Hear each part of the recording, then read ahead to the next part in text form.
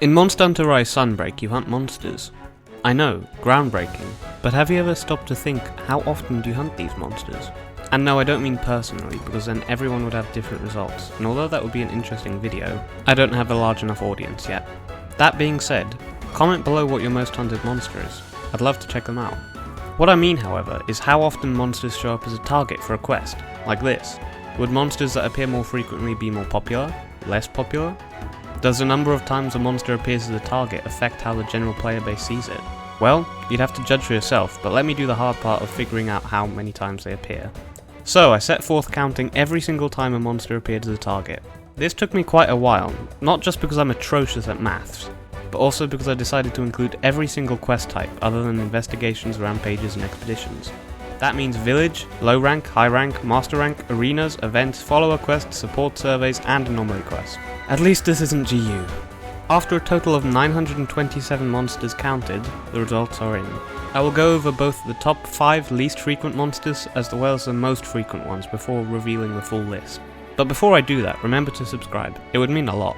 Anyway, here we go. Only appearing 5 times we have Valkana, Apex Zynoga and Apex Mizutsune. With 4 appearances we have Ibushi, Apex Rathalos, Apex Rathian, Apex Azeros, Chaotic Gormagala and Primordial Malzeno. With 3 hunts we have Nawa the Allmother. Only featuring twice we have Nawa and all the Risen Elders. And finally we have the monsters only seen once, with Geismagorm and Amatsu. Although that might change if they end up releasing the Hidden Hazard Amatsu event quest, but I'm going with the state of the game as it is on the 4th of August. Now on to the most frequent monsters that appear in the game. In 5th place, surprisingly, is Lunagaron with 22 total hunts featuring it. Sliding ahead is Mizutsune with 24 appearances, with its turf war rival Zynoga just ahead with 25. In 2nd place, both Rajang and Tigrex jostle with 26 hunts. And perhaps unsurprisingly, in 1st place we have Magnamalo, the flagship for Rise. Now there is a chance I miscounted a few of these, but I ran through it 3 times and if I got these wrong I apologise, but there was a ton of quests to go through. However, the results I did get show some interesting patterns. As shown earlier, final bosses are all some of the most least frequent monsters to appear, which is probably due to how they're more of a spectacle hunt than anything. However, the most challenging monsters such as the Risens and the Apexes are also just as uncommon. There is only one Apex that isn't the bottom 5 though, and that's Diablos. My only guess as to why that's the case is either it's just a coincidence, and that double Apex Diablos pushed it higher, or due to being based off Deviants, and in this case Bloodbath Diablos, maybe they had it appear more frequently to try to get more veterans to get excited about Diet Bloodbath. Another not very surprising results are the monsters that released recently in title updates. They appear very few times, and that is more likely due to timing. But even then they appear a decent amount of times considering how soon they were added.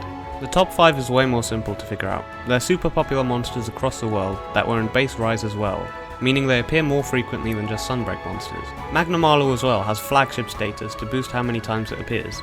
The one oddity is Lunagaron. Introduced in Sunbreak, yet with 22 appearances, it's managed to surpass even Malzeno and Rathian, the flagship for Sunbreak and one of the most common monsters period. I would not be surprised if Lunagaron ended up in Monster Hunter 6 or its expansion. One weird thing I found out is that in the vent quests, the only Sunbreak monster to not have a proper target is Seregios, and I just found that really odd, because yeah, the Risens and the final bosses don't have one, but why did they leave out Seregios? Anyway, I also did the same for small monsters, and weirdly enough Ludroth ended up being the most frequent. I have no idea why. And here we have all the bar charts and graphs and all that fun stuff for the statistic people. How frequently did your favourite appear? Let me know in the comments below.